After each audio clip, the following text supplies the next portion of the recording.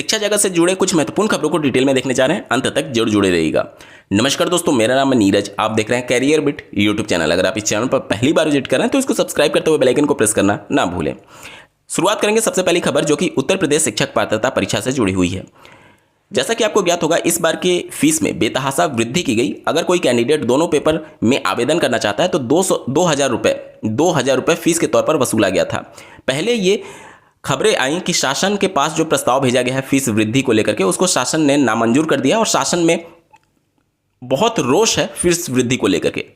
लेकिन वो खबर झूठी निकली और फीस में बेतहाशा वृद्धि हुई, जिसकी वजह से इस बार आयोग जो परीक्षा कंडक्ट करा रहा है उसको 1.5 अरब फीस के तौर पर प्राप्त हुआ है। 1.5 अरब बेरोजगारी के इस प्रदेश में 1.5 अरब, और वो भी एक केवल पात्रता परीक्षा के लिए फीस के तौर पर वसूला जा रहा है।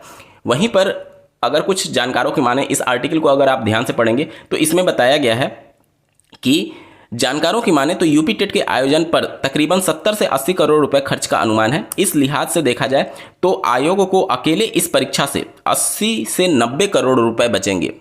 मतलब क्या ये आयोग कमाई करने के लिए बना हुआ है या फिर परीक्षा को सकुशल तौर पर आयोजित करने के लिए बना हुआ है? निश्चित तौर पर ये चीज़ें सब्सिडाइज होनी चाहिए राज्य सरकार की मदद से। दूसरे देशों में आप देखेंगे तो शिक्षा और स्वास्थ्य फ्री होता है और हमारे देश में यही सबसे महंगा है। वहीं पर जो एग्जाम सिटी जारी की गई है आयोग के द्वारा, उसको लेकर भी अभ्यर्थियों में रोष है। अभ्यर्थियों का ये दावा है कि बहुत दूर सेंटर दिए गए हैं, 200-300 किलोमीटर दूर सेंटर दिए गए हैं। हालांकि जो आयोग है उनका कहना है कि बहुत कम कैंडिडेट्स को थोड़ा दूर मिला है, नहीं तो बगल के ही जिले में उन सबको सेंटर दिए गए हैं। महिलाओं के सेंटर जो हैं वो जिले वार बदले गए हैं और जो पुरुष हैं उनके सेंटर जो हैं वो मंडल वाइज बदला गया है। आप स्क्रीन पर देख पा रहे होंगे 200-250 किलोमीटर तक बना दिया गया परीक्षा का केंद्र। आयोग के दावों की खुली पोल। तो इसको लेकर भी अभ्यर्थियों के मन में रोष है। एक तो इतनी भारी भरकम फीस वसूली गई, एक तो इतनी भयंकर वाली गर्मी पड़ रही है, ऊपर से एक पात्रता परीक्षा के लिए 200-250 किलोमीटर दूर जाना, और वो भी तब जब गर्मियों की छुट्टी खत्म होकर के सभी परिवार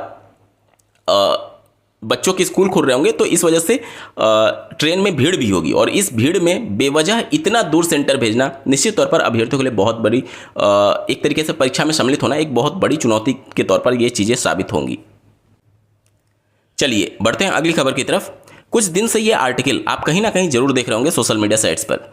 इस आर्टिकल के पीछे की क्या सच्चाई है, इसके बारे में डिटेल में बात कर लेते हैं। 85,000 शिक्षकों के पद पर भर्ती के संदर्भ में कुछ दिन पहले ये आर्टिकल प्रकाशित हुआ था, जिसमें प्राथमिक के 15,000 और लगभग 30,000 ग्रामीण क्षेत्रों के पदों की बात की गई थी। मतलब 45,000 ये, और बाकी के 40,000 पद जो असिस्टेंट प्रोफेसर हैं, इसके अलावा जो 24-25,000 माध्यमिक शिक्षा विभाग में जो एडेड विद्यालयों में जो टीजीटी पीजीटी की भर्ती होना प्रस्तावित है, इसके अलावा संबद्ध प्राइमरी में 1800 समथिंग पद हैं, उन सबको जोड़ करके ये 50,000 पद बताए गए थे। लेकिन हाल ही में जो सचिव हैं उत्तर प्रदेश बेसिक शिक्षा विभाग के, उनके एक इंटरव्यू से ये बात स्पष्ट हो चुकी है कि 11,000 का अधियाचन भेजा गया है। ग्रामीण क्षेत्रों पर कोई भी स्थिति स्पष्ट नहीं है, वो सिर्फ और सिर्फ न्यूज़पेपर में खबरें हैं। बाकी ना तो शिक्षा विभाग में, ना तो बेसिक शिक्षा परिषद में, ना तो आयोग में, और ना ही शासन में ग्रामीण क्षेत्र के पदों को लेकर के कोई भी हलचल है। हाँ, 11,508 पदों के सापेक्ष निश्चित तौर पर ये बातें स्वीकार की गई हैं, और देखना होगा कि वो पद कब तक विज्ञापित होते हैं। तो ये खबर पूरी तरीके से फर्जी है जो न्यूज़पेपर में चल रही है कि 50,000 पदों पर। प्राइमरी की बात करें तो सिर्फ और सिर्फ 11,508 पदों पर ही अभी बातें चल रही हैं। बाकी ग्रामीण क्षेत्रों के पदों पर कोई भी हलचल नहीं है। ठीक है, तो ये खबर पूरी तरीके से फर्जी है। बढ़ते हैं अगली खबर की तरफ। अगली खबर है उत्तर प्रदेश में टीजीटी पीजीटी से संबंधित। जैसा कि आपको ज्ञात होगा 23-24 के आसपास पद बताए जा रहे थे, और डेटा जो है वो ऑनलाइन फीडिंग का अंकार चल रहा है। यहाँ पर देख सकते हैं प्रदेश के सहायता प्राप्त माध्यमिक में 23,800 पदों का अधियाचन निदेशालय ने बुधवार को फीड कर दिया है। आयोग ने पोर्टल पर अपलोड की अनुमति देने के लिए निदेशक माध्यमिक शिक्षा को भी पत्र भेज दिया है। जुलाई में शिक्षकों की भर्ती की प्रक्रिया शुरू की जाएगी। राष्ट्रीय सूचना विज्ञान केंद्र की ओर से तैयार ई अधियाचन पोर्टल पर जल्द अपलोड होंगे। अंबेडकर नगर ने सत्यापन नहीं भेजा था। पूर्व जिला विद्यालय निरीक्षक ने जो रिक्त पदों की सूचना भेजी थी, निदेशालय के मुताबिक उसमें 17 स्कूलों में 42 पद दबाने की कोशिश की गई थी। माध्यमिक शिक्षा निदेशालय ने पहले 13 पदों का अधियाचन शिक्षा सेवा चयन आयोग को भेजा था। इसके बाद निदेशालय ने 75 जिला विद्यालय निरीक्षकों से प्रमाण पत्र मांगा। इसके बाद रिक्त पदों की संख्या बढ़ गई। एडी माध्यमिक का कहना है कि जल्द निदेशक की अनुमति प्राप्त होने के बाद से आयोग के पोर्टल पर अधियाचन अपलोड कर दिया जाएगा। तो ये सारी चीज़ें चल रही हैं। तो बीएड अभ्यर्थियों के लिए जुलाई का माह जो है वो अच्छा साबित हो सकता है। चलिए बढ़ते हैं अगली खबर की तरफ। जैसा कि आपको ज्ञात होगा कि अभ्यर्थी जो हैं वो लगातार मांग कर रहे हैं कि जो आने वाली टीजीटी पीजीटी की भर्ती है उसमें पुराने नियमावली से भर्ती का विज्ञापन जारी किया जाए। लगातार 3 दिनों से अभ्यर्थी धरना प्रदर्शन पर बैठे हुए थे। इससे पहले 5 दिन लगातार धरना देने के बाद से जो आयोग है उनकी तरफ से आश्वासन दिया गया था कि आपकी मांगों को हम शासन तक भेजेंगे। उसके बाद से अभ्यर्थियों ने धरना प्रदर्शन बंद किया, लेकिन उस मांग पर कोई भी कार्रवाई ना होने की वजह से अभ्यर्थी दोबारा धरना पर बैठ गए हैं। 3 दिनों से लगातार धरना चला है और आज चौथा दिन है। यहाँ पर अभ्यर्थियों की मांग ये है कि अचानक से बीएड को लागू कर देने से ऐसे अभ्यर्थी जो कि वर्षों से टीजीटी पीजीटी के पोस्ट की तैयारी कर रहे थे उनकी एलिजिबिलिटी पर प्रभाव पड़ेगा और वो इस भर्ती में सम्मिलित नहीं हो पाएंगे। तो ये एक बार अंतिम मौका दे दिया जाए जिससे नॉन बीएड वाले कैंडिडेट भी इस भर्ती प्रक्रिया में शामिल हो पाए। वहीं पर पीजीटी में पहले बीएड अलाउड नहीं था। अलाउड कहने का मतलब कि मेन एलिजिबिलिटी में शामिल नहीं था। हाँ, वो प्रेफरेंशियल क्वालिफिकेशन के तौर पर देखा जाता था कि मतलब अगर किसी ने बीएड किया हुआ है और पीजीटी के लिए आवेदन करना चाहता है तो उसको वरीयता दी जाती थी। लेकिन एनसीटी की गाइडलाइन के हिसाब से पीजीटी में भी बीएड पूरी तरीके से अनिवार्य है। तो उत्तर प्रदेश शासन ने नई नियमावली निकाली जिसके अंतर्गत पीजीटी पोस्ट के लिए भी बीएड अनिवार्य कर दिया गया। अब इसको लेकर भी अभ्यर्थी विरोध कर रहे हैं कि पीजीटी में बीएड अनिवार्य नहीं होना चाहिए। चलिए बढ़ते हैं अगली खबर की तरफ। अगली खबर है उत्तर प्रदेश शिक्षा सेवा चयन आयोग के द्वारा प्रधानाध्यापक और प्रधानाचार्य पद के लिए लिखित परीक्षा का पाठ्यक्रम जारी किया गया है। देख सकते हैं आप, शिक्षा सेवा चयन आयोग ने शुरू की भर्ती के लिए तैयारी। 120 प्रश्न की होगी परीक्षा। 3 खंडों को मिलाकर के 12 इकाई से दोनों स्तर के पदों के लिए पूछे जाएंगे प्रश्न। एक बार देख लेते हैं क्या कुछ बदलाव हुआ है।